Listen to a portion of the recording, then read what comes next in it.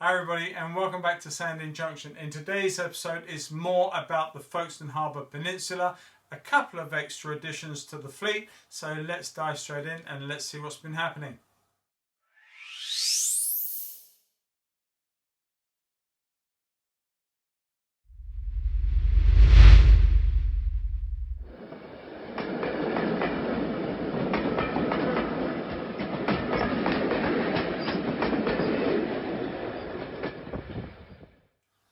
Okay everybody, welcome back to Sandling Junction. As I said at the top, it's more about the Folkestone Harbour Peninsula. You saw in the last video how I was doing the build, how I was progressing with it, and I wanted to bring you right up to speed with as far as I've got.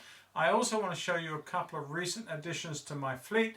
I unfortunately can't run them, so I can't really show you them in action. But of course you'll understand why if you watch to the end of the video. You'll see why, and maybe in the next video or two we can get that back where it should be. But in the meantime, I just wanted to show you what's been going on with the harbour scene.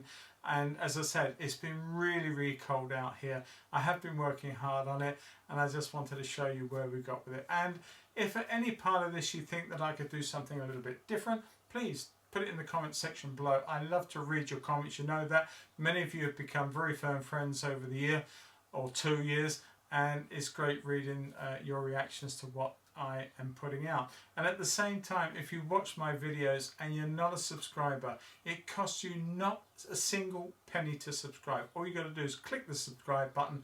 You really do help me out, and it would be fantastic if you would do that. So with that in mind, also if you click the bell icon and give it a thumbs up, all these things tell YouTube that I am a channel well worth supporting. So that would be great if you wouldn't mind doing that. In the meantime, let's just see what I've been getting up to in this really cold garage over the last week or two. So catch you all at the end, and if I don't come back at the end of this video, stay safe, have fun, happy modelling. Catch you all in the next video. Bye bye for now, guys and girls. Bye bye. Okay guys, well you can see I have been doing a little bit more to the table work from the last video, and as I said, I have marked everything out. I've taken the tops off, and it's been a little bit more difficult than I thought. I never realised how difficult it was to find screws that I neatly covered over with filler, and I had to use a magnet to find them. And even then it wasn't absolutely foolproof, but I got there in the end. Unfortunately, the table on this side here, this 6 foot by 2 foot, it was glued down. It was one of my first tables I made. I glued it. I didn't glue them after that, so at the end of the day, I may have to replace that piece of board. I may get away with it. I don't know. We shall see. But in the short term, I'm now going to carve up all the bits and pieces of the harbour, get the shape, and put the sea part of it back down on the ground, and then I will also put the timbers in ready to take the harbour itself. So more later. Hi everybody, it's freezing cold. It's a Sunday morning. It is freezing cold in the garage, and I've got so many layers on, and I've got a ski mask on. That's why I may sound a little muffled. But everything is okay. Everything's good. And yesterday I jigsawed out the timbers. Now the white timber over there is one where I realized that when I tried to take the tops off, I had actually glued that one to the wood underneath. Now it was my first table. I glued and screwed it, and it was after that I stopped doing that. So it meant that it ripped into the plywood, so I had to replace that piece. So that's not a big deal. It's all sorted. But you can see I have raised the peninsula. The harbour arm is now elevated. It's only temporary there. It's all the timbers are now going to be put in today to fully support it and the table and everything else I need to do. And I decided that originally I was going to put the CLS timbers on their side at this point, and I decided when I looked at it that if I did that, then I still got to bring the curve way down too fast here, coming into the harbour area. So I looked at the possibility of turning the CS timbers on the other way up, on their narrow side as it were, giving a deeper edge to the harbour. And I wasn't sure if that looked right for a while, until I started thinking about it. I got a scale rule and I put it on from the top of the harbour to what would be the seabed in a sense, or the top of the sea. And as it was on the side, it was only going to be 9 feet. And I thought, okay, 9 foot in the real world, it's not that, I mean, that's a real severe high tide, possibly. So when I put it over on this way, then it may have looked a bit deeper, and I think the more I look at it, the better it is. And it actually gives me a 16-foot drop from the top of the harbour wall to the top of the whatever the sea is, low tide, high tide, whatever. And I think that is a lot better. So I'm going with that look. Also, what it means to say is that here I have got a level entry into the harbour, which is fantastic. And it also means that the drop from the main line for the big viaduct area coming down here and in and over the swing bridge is 1 less inch of drop overall. So that is absolutely fantastic. I've got much less of a worry on an incline. I will still have the DCC Concepts plates on that particular one, but this one doesn't need any more. But here, of course, it will have those plates as it comes in. There's a little bit of play around with the height of the jetty on the harbour wall on the land side. It's got to be slightly lower than this side to allow for the road and access out, and still have the viaduct bridge coming across. So I'm going to play around with that, but it's not going to be a big issue, I hope. But I think that this will look fine, and today I'm going to take all this off, fully support and brace underneath, watching where I've got points to go, give myself some idea. And what I might do is just lay the track back on first, give myself a little bit of an idea, and so that I don't really put too much involved where point motors need to go. But that all said and done, I'm really happy with this so far, and I will probably just come back and show you at different stages as and when I have made another sort of inroad into the development of this area. Hi, welcome back. I've been at this all morning and I've braced up all the timbers underneath where the sea will be, and that's all sorted out, and those covers are now back in place. That only left me to work out all the angles, etc., for all the areas of the harbour wall, and that's what I've done here. As you can see, none of that's screwed down yet. I've got to put a couple more bracing points in across here and here just to take up any flex in the boards at that distance, but I think I've pretty much got it right now. There are some gaps, I've got to say.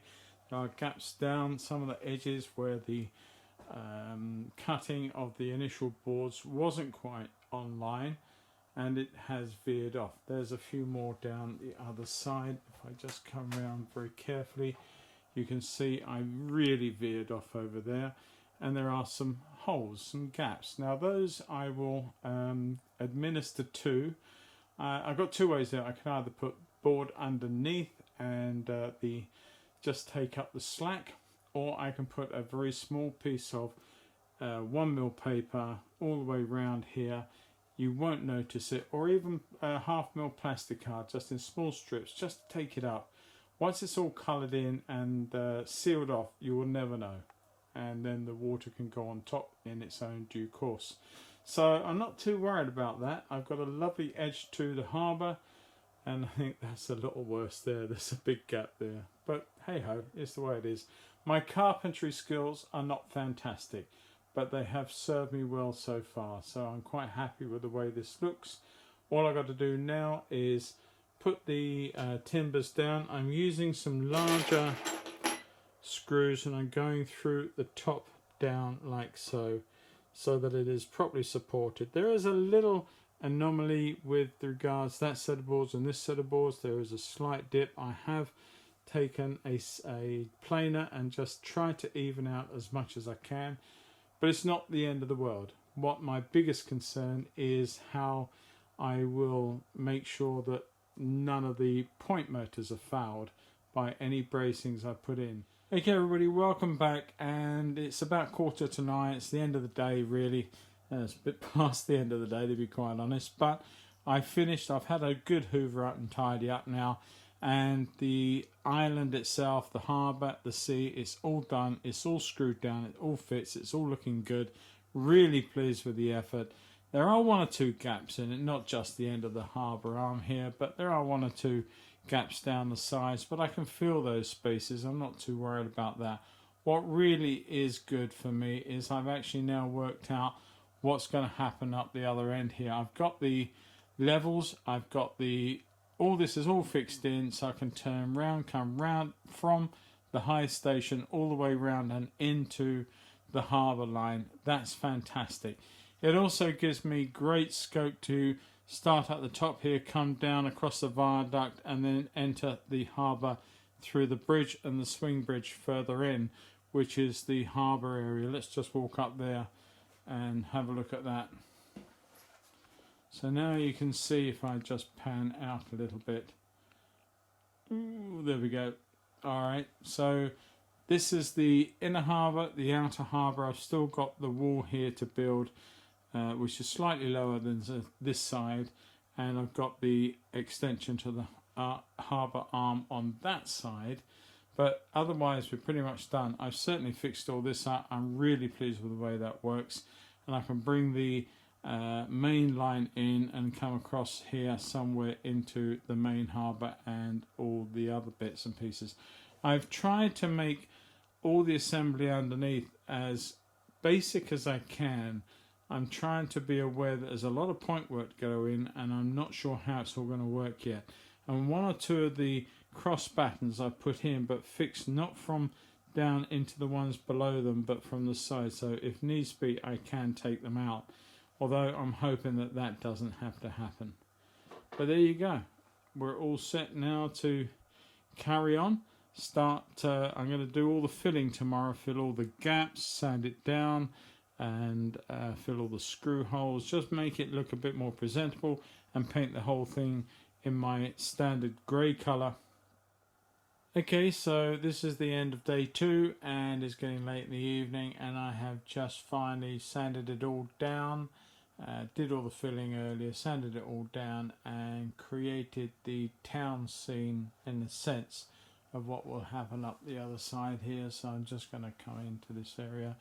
This is the harbour, and the viaduct will come in and across here, leaving 2 areas of the harbour. There will be the harbour arm coming out this way as well, small arm. And that's the level playing field now for the branch line traffic to come into the harbour from here. I've yet to obviously build the new line to come in through here and into the main station area. But that is where the town, or the backdrop for the little bit of harbour entrance here. Now the trains will come across here, but I'm not sure, although this area here is lower than this area, I've still yet to decide how and if I'm going to be able to take traffic underneath the remaining arches as that disappears out. I don't know if I can do it. The heights have proven a real issue, and I've lowered the height of this side to this side by almost an inch, and it doesn't look it, but there is a fair bit of difference between the two. It may be that I go back in and I change this configuration, drop it a little further yet. I was just trying to change it just enough, but I'm thinking, looking at it now, that I may have to go back in. And at the moment it's on the extra ½ an inch, and it's only ½ an inch difference between the 2 areas. So I'm thinking I may have to take this all off, take these 2 sections out, and it's not a big deal, but just drop it down and take it down to the next level. Hi everybody, and welcome back. Just a very quick update. All I've done is very roughly marked out the track plan. Now this track plan has been sort of changed and modified and looked at, and over many days and many messages going between Paul at Galgorm, of course, and myself, and where little suggestions have been made. The biggest problem we've got is space, to be quite honest with you. And the thing is that we've got stuff coming in on the main, and we've got the branch line coming in here. And what we wanted to do, we can take stuff all the way up round through to the top of the peninsula, not a problem. But what we've got to consider is trying to get some of the passenger trains from all the way over to this side here, on this side of the harbour. And the only thing I can do is I can bring in a 4 set, or I can bring in an older loco with 3 old coaches on, and I can get one taken off, as it were, and I can run round, get rid of the loco for the moment, and take a shunter, and I can bring, and I can, what I'm trying to say is I can only get 2 coaches and a shunter on these lines and across to here. So that's the compromise. I can't do any more without losing the inner harbour, which is over here, and I don't really want to lose that affair. So I'm going to stick with that idea, and I think we've done as much as we possibly can. Now I'm going to just swing around and show you what else is going on with this area right now. Okay, so one of the biggest areas that we've got to do is I've had to break into the main line and to insert a long cross and 2 express points to come in there, and to do that, that's not a problem. That was quite easy. Everything was pretty much, the geometry is spot on. But what I've had to do is I've had to butcher into the side of this so that I can get the 2 point motors in. I've still got to get underneath and move a leg over so that it clears it totally, but it was a big solid lump of timber, and I used the drill, and I kept sort of going and going and going until I absolutely ate it away like a Swiss cheese. But I got there in the end, and no damage to anything. It's just cosmetic, and of course once this is all landscaped in, you'll never know that that was done. And what I've been doing since that time is I've been setting up the coming off of here, so this will come round, coming down as it comes until it hits this point here. Then it comes across the bridge and into the harbour station. Now the thing is that this is all quite, I suppose for me it's quite intricate, because I've got to get all the angles right. This and this averaging out at 2.7. There goes the phone in Charlie's immortal words. Alright, I'll catch you all very soon. Okay, I'm not sure where I was, but that was the phone. Anyway, alright, so I have been cutting out with a jigsaw this level coming all the way down through here now. And as I say, across the harbour, inner harbour, outer harbour. Unfortunately, I really wanted that to be a lot slimmer. And I'm going to cut a little bit off. I've sort of measured on here to where I can get the track to, with just enough to allow it to go over, so that you get a simple crossover point, and we can get the gauge on there, the 6-way gauge, and we can just get them between and just have enough each side. So I can make this a little slimmer, but unfortunately scale wise you just can't do it justice. It's still going to look really bulky for the harbour inside and the outer harbour, but it's at least something, and it's better than nothing. And I think I was just saying that the overall grade is between 2.6 and 2.8, averaging out at 2.7%. So I'm hoping, and I will put the DCC Concepts metal plates down, so I hope that everything will be hunky-dory, tickety-boo when it gets to it. I'm now sort of, having got this pretty much, I mismeasured there, but I will fill that piece in, not too much of a worry. But I'm going to start building supports for this to come round. What I have noticed, of course, is that my branch line has got to, I'm going to sort of measure this out and try and get it really sort of pinned back as much as I can. But I have got to put this area here to about here in a very small bit of tunnel. I can't create a cutting. I'd like to, if I can get that back a little further back towards that curve, then I will give that a go and see if there is just enough to give this clearance and a very tight cutting, almost a cliff face coming down onto this set of tracks. I won't know just yet, but I'm working on it. So the whole thing is a sort of huge work in progress, but I felt that it's like all these things. When we start, we think we're going to do a little bit and we end up just one thing snowballs into the next, and so it needed doing. And the one big thing I realized is that before I laid this track down for the branch line, I really did need to get this all sorted out, and breaking into this and also clearing that hole through there so I can put the point motors in. All these little jobs much before I get into doing this part here. So I will continue that, and I will come back to you all very, very soon. Hi everybody, and welcome back. And it's pretty much the end of the day. I've been working on this now probably for the better part of the afternoon, maybe a little bit before lunch, but I have cut timber twice to get this right, and I got it right the first time round, but I cut across too much too soon, so I redesigned it, and I've come across, I've got the angles set, as I said before, at 2.7 overall, and I'm quite happy with that.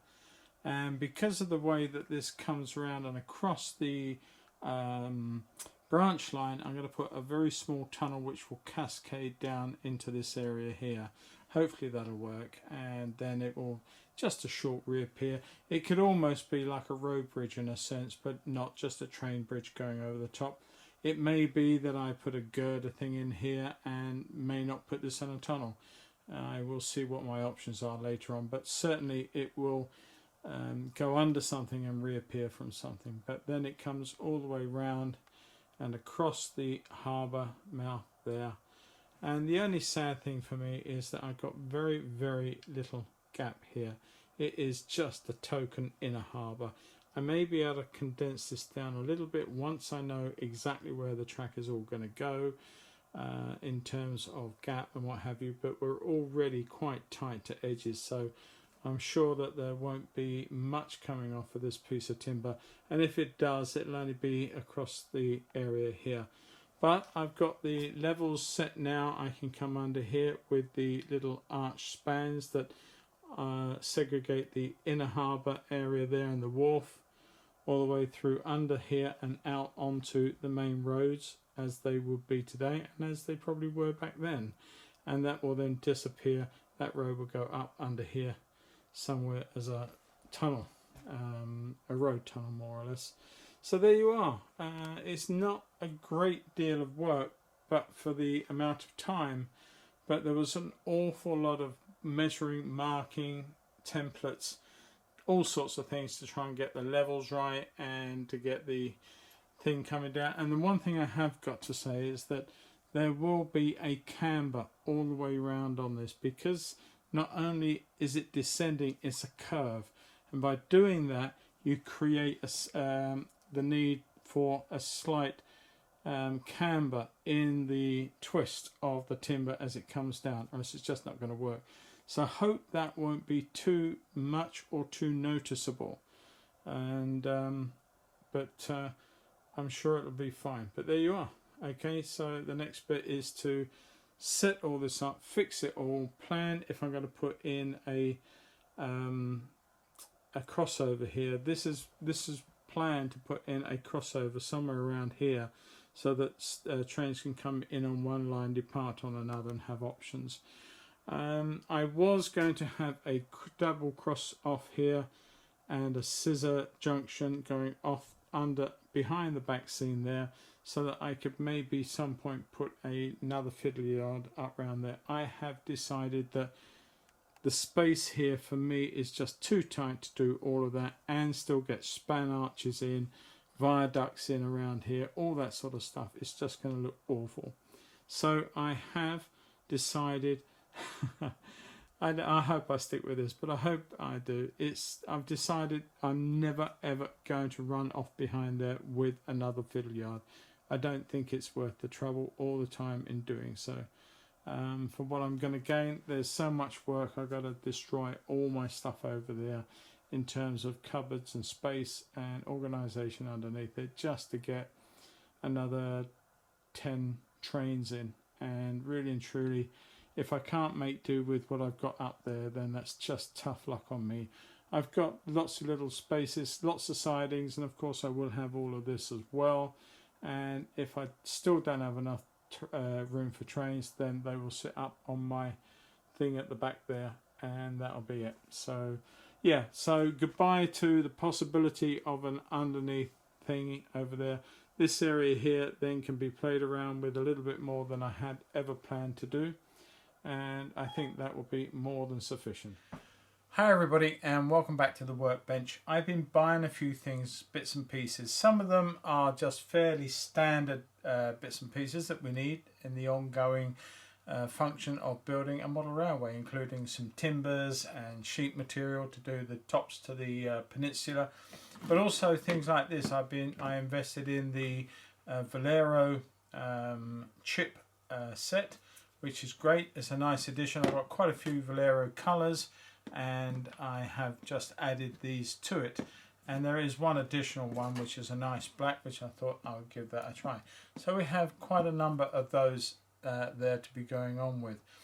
Loco or wagon wise, on the back of what I was doing in the last video, where I was weathering down the wagons, which I actually didn't, I just put loads in them, didn't I? But I'm going to do a video on weathering some of these down. I have a number of them now, and indeed I've added to the fleet of tipplers as well.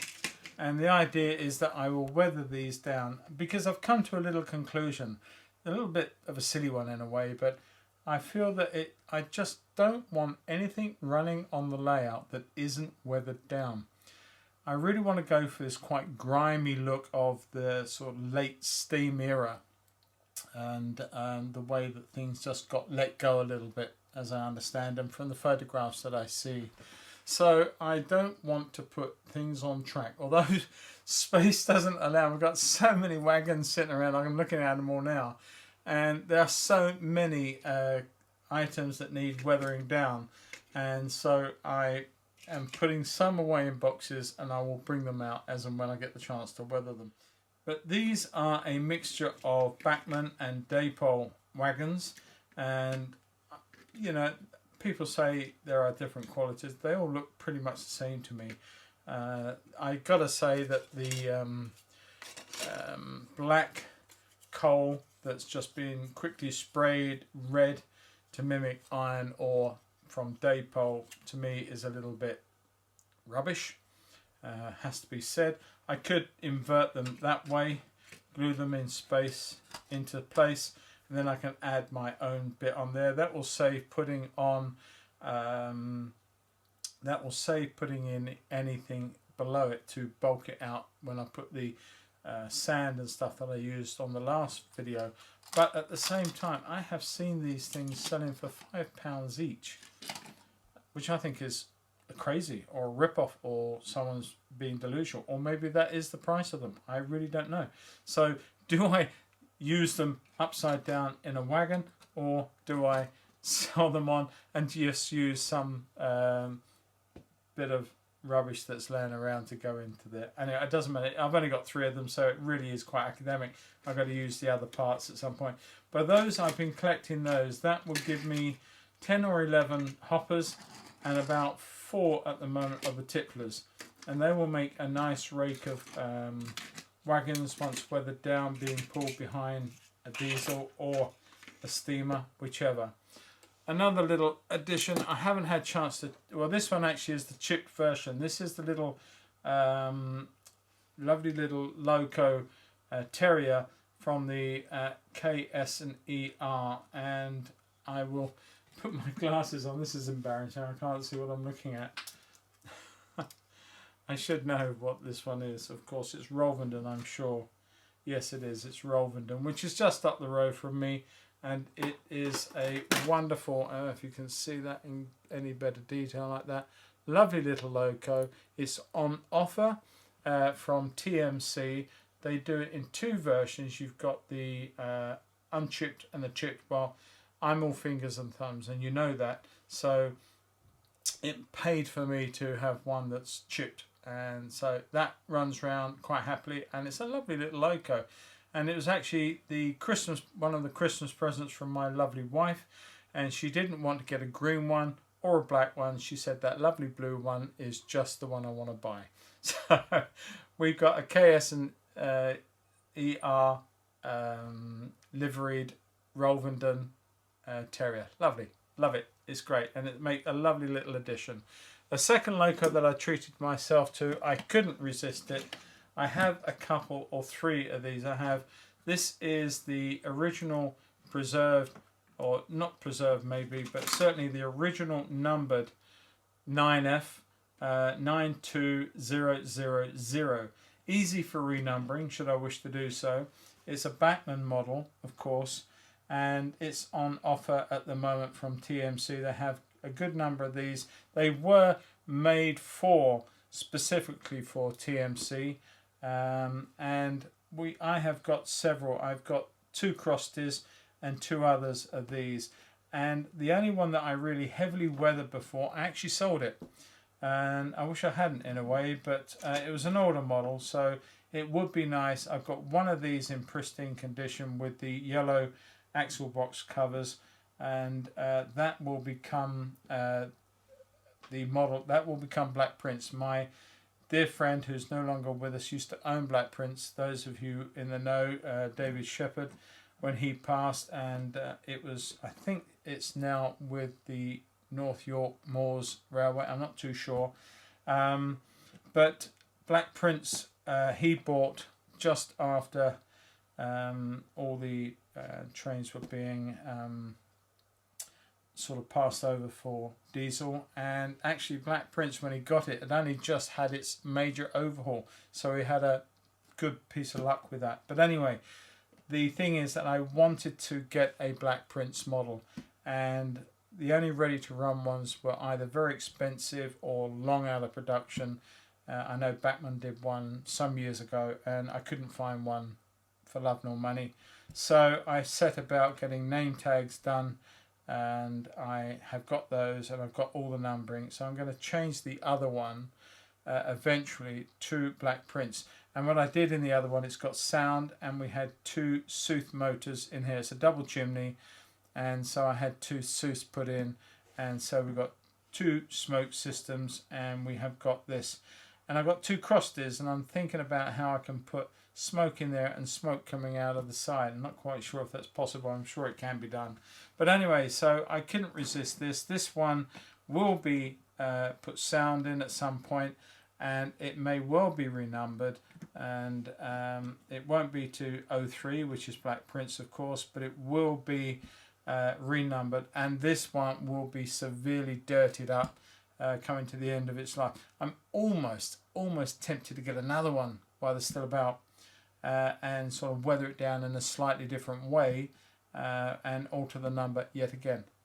It's a lot of money to keep putting out there to do things like that. But there you go, another 9F joins my fleet, and I'm really pleased with that. The last acquisition that I got is this. I bought myself the Bosch Buster. Now, this is Oxford Rail's second railgun, and the first one was all green, all olive green.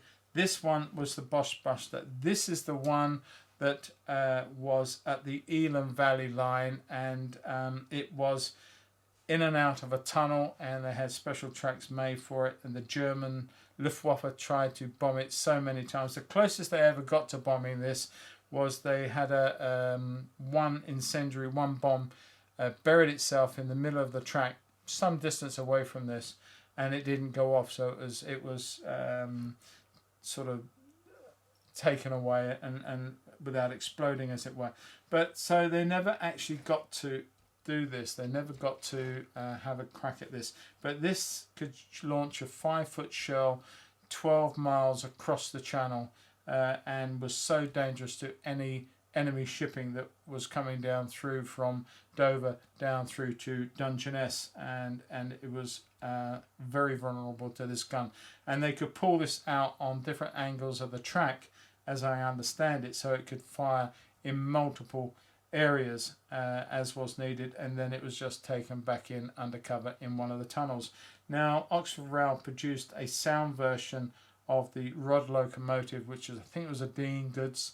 I did actually have that, and I had this earlier when it first came out. I wasn't happy with the sound version of the Dean Goods. Mine just hummed and made some awful noises, so I sent it all the way back to whence I bought it, vowing never to have another one, because the other problem is with these big side flanges on this, it's very hard to get past some of your platforms. Indeed, the way I had mine at Ashford, it just wouldn't pass through. And I haven't tried this yet, and it still may not pass through.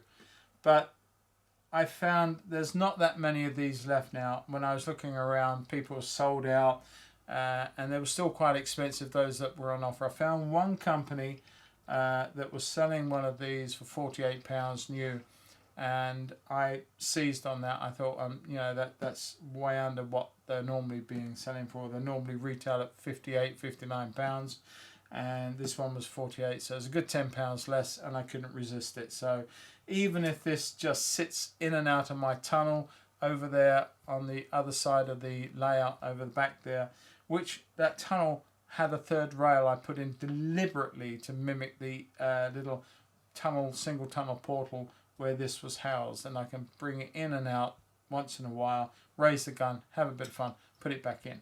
I don't think it'll ever actually make a full circuit around Sandling Junction. You never know, might do, but we'll see. So anyway, there you go. That's what I've been doing, and I couldn't do a running session for you, so I just showed you what I've been buying on top of what I've been doing in the garage on Sandling, and I hope that you've enjoyed this, and you now understand also why I can't do the running session, because I don't have a complete section of track going around. So there you go. Have fun, and I'll catch you all very, very soon.